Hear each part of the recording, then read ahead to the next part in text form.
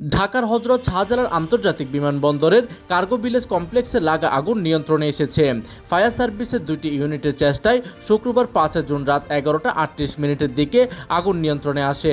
বিষয়টি গণমাধ্যমকে নিশ্চিত করেছেন ফায়ার সার্ভিসের ডিউটি অফিসার রাশেদ বিন খালিদ।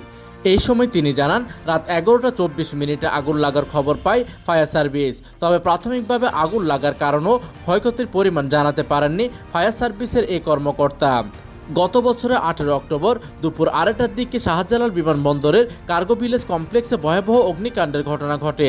পরে 13টি ফায়ার স্টেশনের 37টি ইউনিটের প্রায় 6.5 ঘন্টার চেষ্টায় আগুন নিয়ন্ত্রণে আসে। এই সময় উড়োজাহাজ চলাচল বন্ধ থাকে। তখন আগুন নেভাতে গিয়ে আনসার বাহিনীর 25 সদস্য সহ মোট 35 জন আহত হওয়ার খবর পাওয়া যায়। প্রতিনিধির তথ্য ও পাঠানো চিত্রে ডেস্ক নিউজ, দিগন্তের বার্তা 24, ঢাকা।